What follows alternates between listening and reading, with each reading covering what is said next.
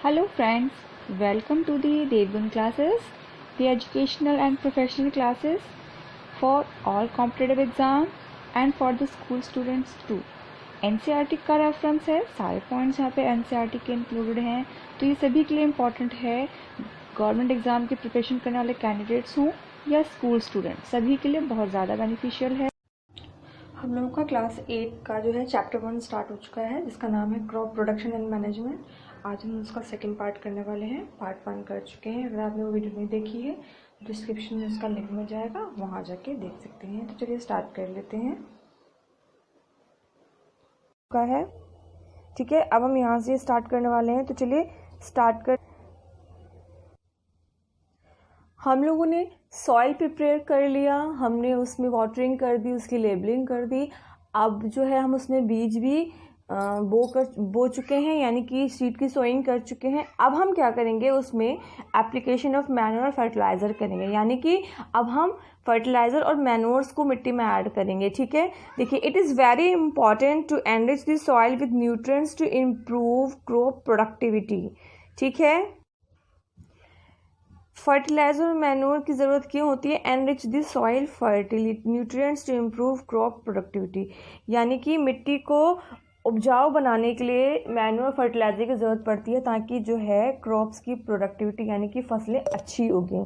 ठीक है, इसीलिए हम क्या करते हैं, मैन्योर एंड फर्टिलाइजर को ऐड करते हैं। ठीक है, manure is an organic substance that increase soil fertility.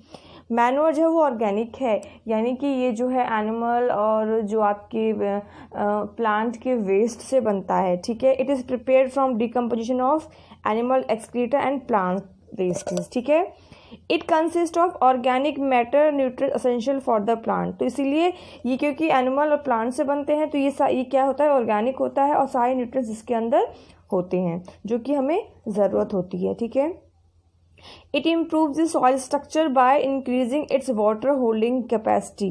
ये क्या करता है, मिट्टी को अच्छा बनाता है, ताकि उसमें मिट्टी में जो है पानी भी ज़्यादा एब्जॉर्ब हो। ज़्यादा पानी एब्जॉर्ब होगा तो पौधों को अच्छे से पानी मिलेगा, जिससे कि प्रोडक्शन अच्छी होगी। ठीक है, and also avoid water lodging, यानी कि एक्स्ट्रा वाटर, जो ज़्यादा वाटर जो लोड होने की कैपेसिटी है, उसे भी दूर करता है, यानी कि प्रॉपर अमाउंट में वाटर मिट्टी में स्टोर कराता है। ज़्यादा अमाउंट में वाटर होगा तो भी क्या होगा, प्लांट की जो रूट्स होती है ना, वो स्पॉइल होने लगती हैं, जिससे कि प्लांट अच्छे से ग्रो नहीं कर पाते। ठीक है, तो यहाँ देखिए फर्टिलाइज़र और मैन्योर क्या है।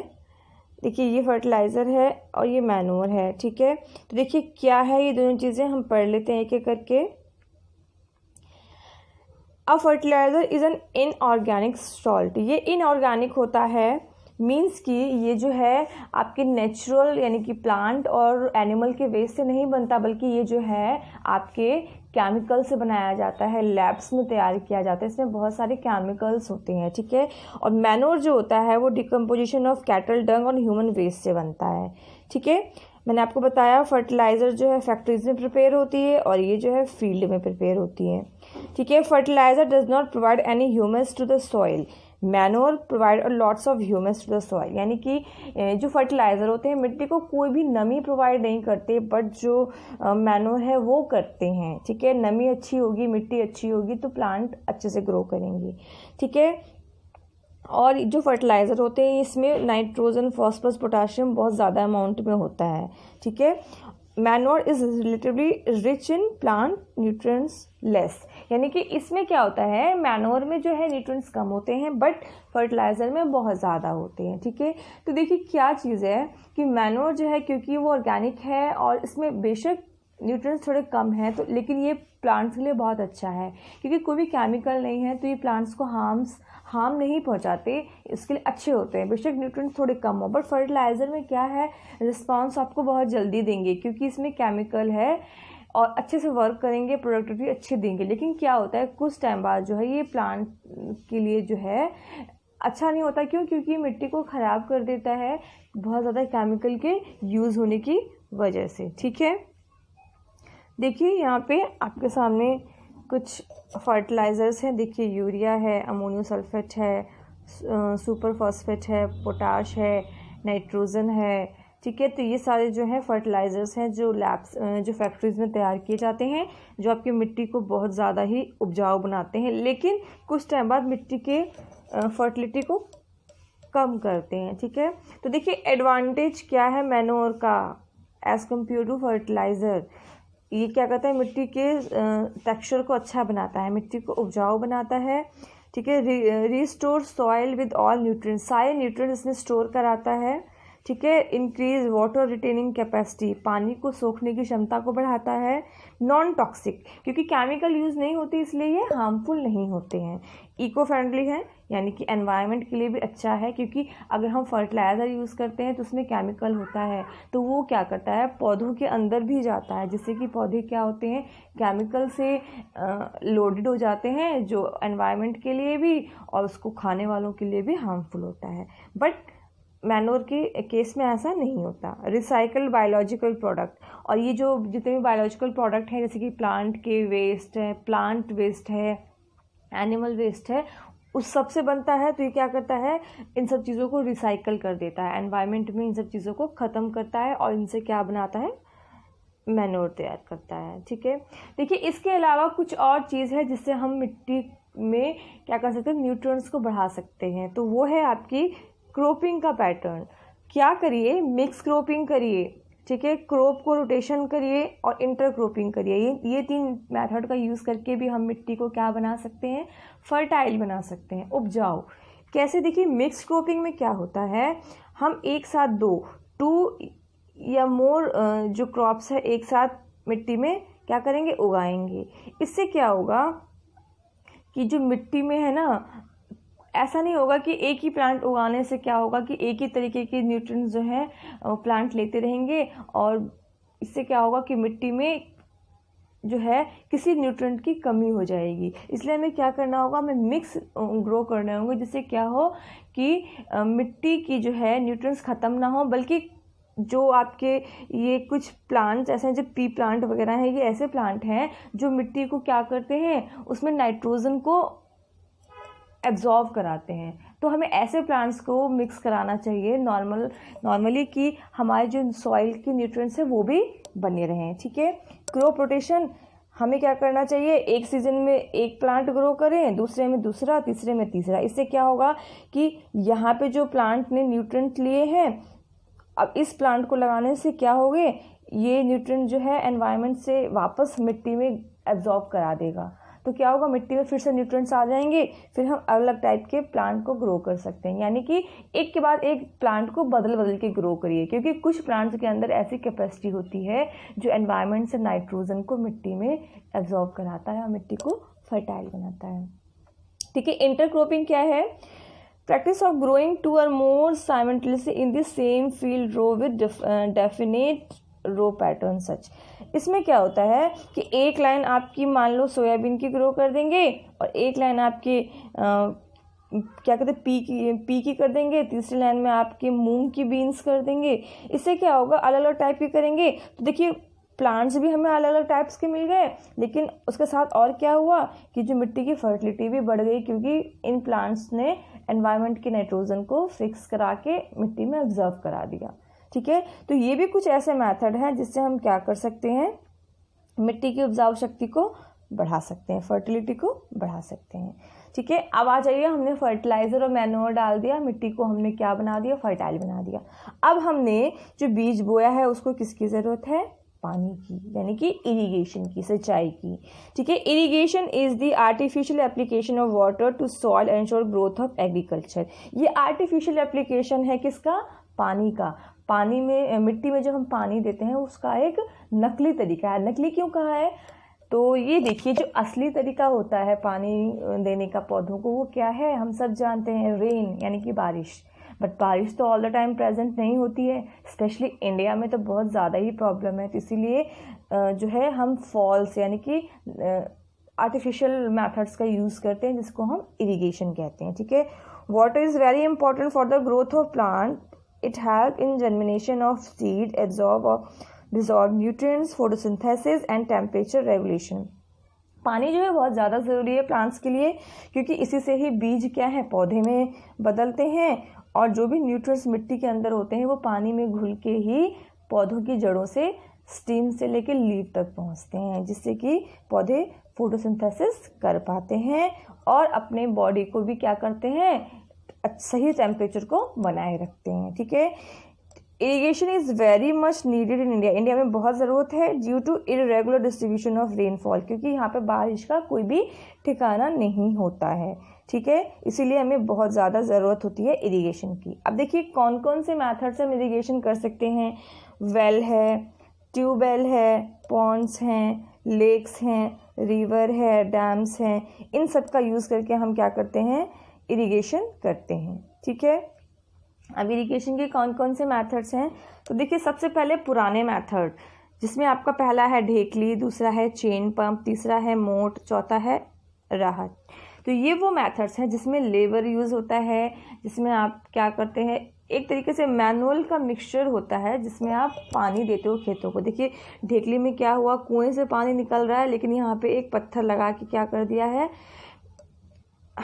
पानी को निकालते हैं और फिर पत्थर लगा के हम क्या है, इस लकड़ी को ऊपर ले आते हैं। फिर पानी चाहिए होता है तो इस पत्थर को हटा देते हैं, जिससे कि जो ये बाल्टी है वो डिप हो जाती है पानी के अंदर। ठीक है, उसके बाद देखिए मोट में क्या होता है, पुले की हेल्प से पानी को खींचता है ये आदमी और बाल्टी में से पानी को खेत में डालता है। इसमें क्या हो रहा है, चेन पंप, देखिए ये मोटर से चलेगी। इसमें क्या होगा, बहुत सारे बकेट लगे हुए हैं, मोटर से क्या हो रहा है, ये व्हील घूम रही है कुएं से यहाँ, फिर क्या कर रही है ये कि यहाँ से तो कुएं से पानी ले रही है यहाँ से, और यहाँ जाके ये बाहर निकाल रही है, यहाँ से पानी ले रही है, यहाँ से बाहर निकाल रही है, और खेत में ये पानी जा रहा है। फिर ये व्हील घूमेगी ऐसे और फिर ये बकेट में पानी भरेगा और यहाँ पे बाहर निकल जाएगा। ठीक है, उसके बाद राहत, देखिए ये भी जो है सेम फंडा है। क्या होगा, यहाँ से पानी भर रहा है और यहाँ से निकल के बाहर आ रहा है, फिर पानी भर रहा है, यहाँ से निकल के बाहर आ रहा है। बट फ़र्क इतना है कि यहाँ पे हमने एनिमल का यूज़ किया है। एनिमल घूमेगा तो इसके आप देखेंगे कि यहाँ पे ना एक व्हील टाइप की लगी होती है, ये व्हील घूमेगी और इस व्हील के साथ एक और व्हील लगी होगी यहाँ पे मिट्टी के अंदर इधर, जो कि इसको घुमाएगी इसको, और जिससे क्या होगा, ये व्हील घूमनी शुरू हो जाएगी और ये पानी भरना शुरू कर देगा। तो ये ट्रेडिशनल मेथड है, क्योंकि ये मेथड अब यूज़ नहीं होते क्योंकि कुछ डिसएडवांटेजेस हैं। वो क्या है, टू मच ह्यूमन लेबर, यहाँ पे लोगों की ज़रूरत पड़ती है। ठीक है, less efficient due to uneven distribution of water, और ज़्यादा अच्छा नहीं है क्योंकि पानी क्या होता है, हम पानी को बहा के खेतों में डाल रहे हैं, तो खेतों में क्या होगा, कुछ प्लांट तक पानी ज़्यादा पहुंचेगा, कुछ तक कम पहुंचेगा, कुछ तक पहुंचेगा ही नहीं। तो अनइवन यानी कि बराबर नहीं होता। वेस्टेज ऑफ वाटर बहुत ज़्यादा होता है। पानी जब हम खेतों में डाल रहे हैं तो कहीं ज़्यादा इकट्ठा हो रहा है, कहीं कम इकट्ठा हो रहा है। ज़्यादा इकट्ठा हो रहा है तो क्या हो रहा है, पानी वेस्ट हो रहा है। इसीलिए इन डिसएडवांटेजेस की वजह से क्या किया, मॉडर्न मेथड्स का यूज़ किया जाता है, जिसमें पहला है sprinkle method. In this system there are perpendicular pipes with rotating nozzle. इसमें क्या होता है, एक लंबी सी पाइप होती है, ठीक है, और उसमें क्या होता है, नोजल्स लगे होते हैं, यहाँ पे लगा होगा, यहाँ पे लगा होगा, ऐसे नोजल्स लगे होते हैं। These pipe are joined to the main pipe line, और ये जो पाइप है ये कहीं से ना कहीं मेन लाइन से यहाँ से जुड़ी होगी, यहाँ मेन लाइन से जुड़ी है, और ये जो है पैरेलली पौधों के साथ निकल रहे हैं, और यहाँ पे नोजल बना हुआ है। ठीक है, water flow from main pipeline से वाटर फ्लो करेगा। ठीक है, और ये पंप की मदद से चलेगा, पंप की वजह से इसमें वाटर फ्लो होगा। ठीक है, फिर पानी जो है नोजल से खेतों तक पहुंचेगा। देखिए मैं आपको डायग्राम में दिखा दूँ ताकि आपको अच्छे से क्लियर हो जाए। देखिए यहाँ पे देखो, एक यहाँ पे ना मेन पाइपलाइन होगी, यहाँ पे आपको शो नहीं कर रखा, मेन पाइपलाइन होगी जहाँ से पंप से पानी आ रहा है। ठीक है, उसके बाद यहाँ पे पैरेलल पाइप लगी होगी। ठीक है, और उस पैरेलल पाइप से ये नोजल निकल रहा है जो बाहर दिखा रहा है। ठीक है, बाकी सारा ये मिट्टी के अंदर है। ठीक है, देखिए 1 2 3 4, देखिए नोजल कितने सारे हैं, और इन नोजल्स देखिए मोटर की हेल्प से पानी फ्लो करके यहाँ से निकल रहा है, और ये खेतों को क्या कर रहे हैं, पानी दे रहे हैं। ठीक है, तो एक इसका फ़ायदा ये है कि देखिए यहाँ पे जो है ना वाटर कम वेस्ट होता है एज़ कम्पेयर टू जो ट्रेडिशनल मेथड है। लेबर का भी यूज़ नहीं हो रहा है, और जो है पानी भी हम लोग जो है बराबर हर पौधों तक पहुंचा रहे हैं। ठीक है, अब दूसरा मेथड है मॉडर्न का drip method. Water and nutrients are delivered across the field pipe called drip lines. Drip lines की मदद से ही क्या होता है, पानी पहुंचता है। ठीक है, इसको हम ड्रिपर कहते हैं। ईच ड्रिपर एमिट ड्रॉप, हर ड्रिपर से ड्रॉप ड्रॉप बूंद बूंद करके क्या होगा, पानी या फर्टिलाइजर निकलेगा। ठीक है, result in uniform application of water and nutrients to the each plant root zone across an entire field. कहने का मतलब ये है बूंद बूंद पानी निकलेगा तो और ये जो बूंद है, जो पानी की बूंद है, ये पौधों की जड़ों तक पहुंचेगा, यानी कि जड़ों में ये बूंदें गिरेंगी। कहने का मीन्स ये है, एक बार डायग्राम में देख लीजिए आप। देखिए ये मेन पाइपलाइन है। ठीक है, अब यहाँ पे देखिए ये जो है, ये जो आप पाइप देख रहे हैं, ठीक है, ये पाइप देख रहे हैं आप, यहाँ पे क्या है, ये जो प्लांट है ना, देखिए ये पाइप जो जा रही है, इसमें से ना एक ड्रिपर निकल रहा है। वो जो है जो पौधा है ना, उसकी जड़ में है। तो क्या करेंगे, इस पाइपलाइन से और इस ड्रिपर से एक एक बूंद पानी निकलेगा, वो रूट में जाएगा। आपने ड्रिप सुना है, ग्लूकोज जो चढ़ाते हैं मरीजों को, तो एक एक बूंद निकलती है ना ड्रिप में से और ब्लड में जाते, हमारी बॉडी में जाती है। तो वही सिस्टम है, एक एक बूंद प्लांट की जड़ों में गिरती रहेगी ड्रिपर से।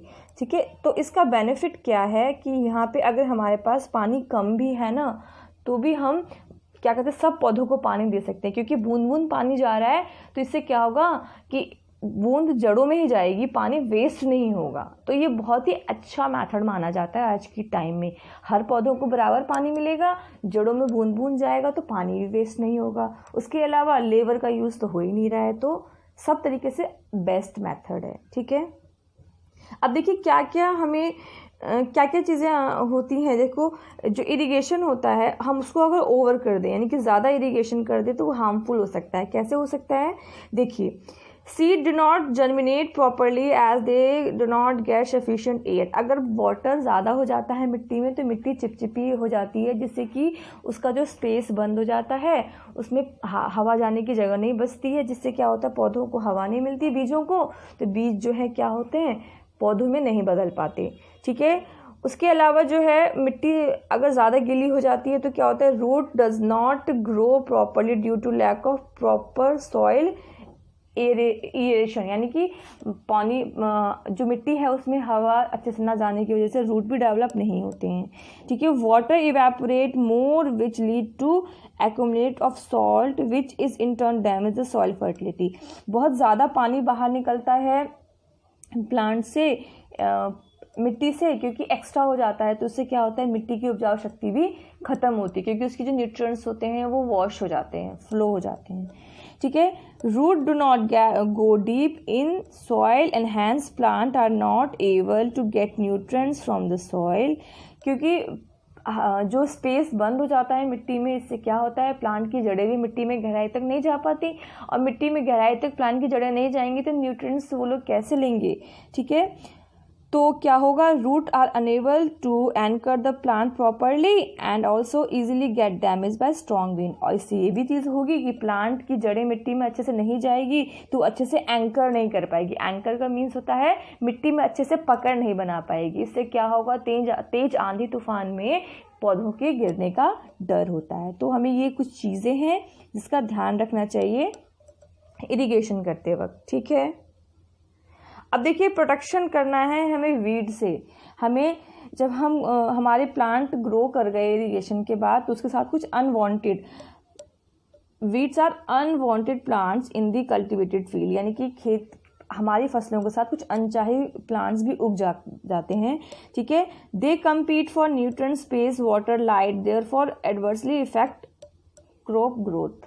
यानी कि जब ये ग्रो करते हैं तो ये भी जो हैं हमारे प्लांट के साथ न्यूट्रिएंट्स मांगते हैं, वाटर मांगते हैं, स्पेस मांगते हैं, लाइट मांगते हैं। तो क्या होता है, हमारे जो मेन प्लांट है जो हम उगा रहे हैं उसके लिए ना न्यूट्रिएंट्स कम पड़ जाते हैं।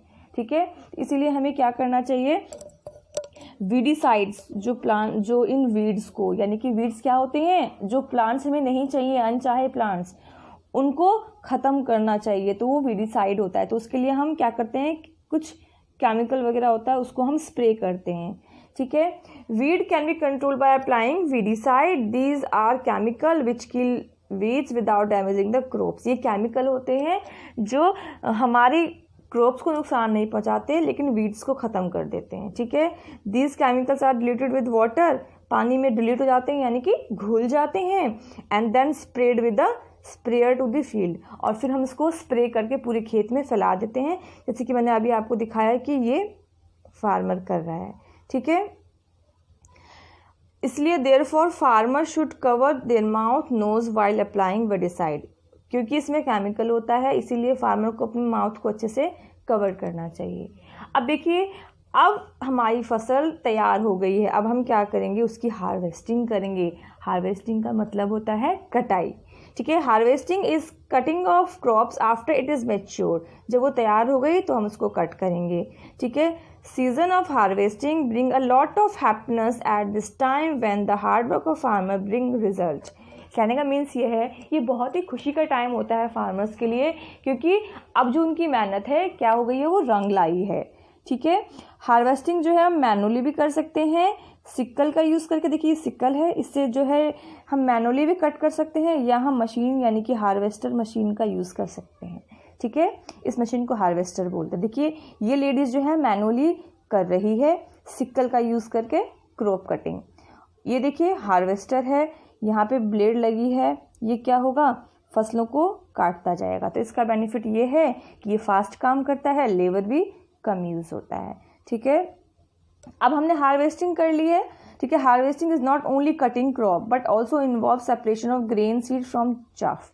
अब क्या करना है, कटिंग तो हमने कर ली है लेकिन इसमें से अभी ग्रेन निकालना बाकी है, तो process of separation of grain from the chaff is called threshing. तो इसमें से ग्रेन निकालने के प्रोसेस को क्या बोलेंगे, थ्रेशिंग बोलेंगे, ठीक है। और ये कैसे करते हैं, ये भी मैनुअली होता है या मशीन से भी होता है। देखिए ये मैनुअली कर रहा है, ये क्या कर रहा है, ज़मीन पे या किसी पत्थर पे क्रॉप्स को पटकेगा, पटकने से क्या होगा कि जो है अनाज जो है इस क्रॉप से अलग हो जाएगा, ठीक है। उसके बाद हम विनोइंग भी करते हैं, विनोइंग भी आपके हार्वेस्टिंग का पार्ट है। और विनोइंग क्या है, winnowing is based on the principle of chaff being lighter is blow away by the wind whereas grain with heavier fall back। देखिए अब हमने चाफ में से जो है ग्रेन अलग तो कर ली है थ्रेशिंग करके, लेकिन अभी भी ग्रेन के साथ हमारे जो है कुछ बारीक चाफ्स यानी कि जो भूसा टाइप का होता है वो बाकी है, तो उसको हम विनोइंग की हेल्प से हटाते हैं। तो कैसे हटाते हैं मैं आपको चलो डायग्राम में दिखाती हूँ। देखिए ये लेडीज़ क्या कर रही है, ऊंचाई से अनाज को गिरा रही है हवा की डायरेक्शन में। इससे क्या होगा, जो अनाज है वो नीचे हो जाएगा और जो चाफ है ना, जो भूसा है वो उड़ के दूर गिर जाएगा। इससे क्या होगा, चाफ अलग हो जाएगा अनाज से। तो ये मैनुअली इसने किया है, ठीक है। यही काम हम मशीन से भी कर सकते हैं। ये विनोइंग मशीन है, यहाँ पे एक फैन सा चला देते हैं, ठीक है, अनाज के सामने, और जो है क्या होता है, चाफ अलग हो जाते हैं और अनाज एक तरफ गिर जाता है, ठीक है। कंबाइन थ्रेशर क्या है, अब देखिए in a combine harvester there are different types of header to cut different types of crops. यानी कि कहने का मतलब है ये एक मशीन है जिसके अंदर अलग अलग टाइप्स के क्रॉप को कट करने के लिए ब्लेड्स होती हैं, ठीक है। There is a rotating wheel होता है टुवर्ड द कटर, ठीक है। शार्प टीथ होती है, स्ट्रक्चर ओपन और क्लोज होती है क्रॉप को कट करने के लिए, ठीक है। उसके बाद क्रॉप की कटिंग भी करता है ये मशीन। उसके बाद क्या करेगा, threshing the drum inside a separate grain from chaff. उसके अलावा कटिंग करने के बाद जो है जो क्रॉप्स है मशीन के अंदर चले जाएगा और उसी में ही क्या हो जाएगा, थ्रेशिंग हो जाएगी, यानी कि चाफ में से हमारी ग्रेन अलग हो जाएगी, ठीक है। Chaff move down straw walker toward back side of the machine, ठीक है। और बैक साइड में जाके जितने भी आपकी स्ट्रॉ हैं यानी कि चाफ्स हैं बड़े बड़े टुकड़े वो इकट्ठे हो जाएंगे और मशीन के अंदर क्या रह जाएगा, आपका अनाज रह जाएगा, ठीक है। From where it throw out the grain tank get unloaded. उसके बाद जो ये अनाज है इस डायरेक्टली ग्रेन टैंक में यानी कि टैंक वगैरह जो होते हैं उसमें डाल दिया जाएगा। देखिए ये है, देखिए यहाँ से कटिंग हुई, फिर ये आगे गई और यहाँ से क्या हो गया, अंदर जाके इसके अंदर थ्रेशिंग हो गई, थ्रेशिंग करने के बाद यहाँ पे जो है आपका इकट्ठा हो गया आपका अनाज, और जो वेस्ट है वो बाहर आ गया। ठीक है, तो ये कंबाइंड है, यानी कि ये थ्रेशिंग भी करेगा और आपकी हार्वेस्टिंग भी, दोनों चीज़ें करेगा। ठीक है, अब सब कुछ हो गया है, हमारा अनाज जो है हमारे हाथ में आ गया है, किसान की मेहनत रंग ले आई है। लेकिन अभी भी एक बहुत ज़रूरी काम है जो हमें करना बाकी है। वो क्या? हमने अनाज तो ले लिया है, बना लिया है, ग्रो कर लिया है, अब हमें इसको सेफली रखना भी पड़ेगा। तो उसके लिए हम स्टोरेज करते हैं, और स्टोरेज करते वक्त हमें क्या क्या चीज़ें करनी चाहिए वो देखिए।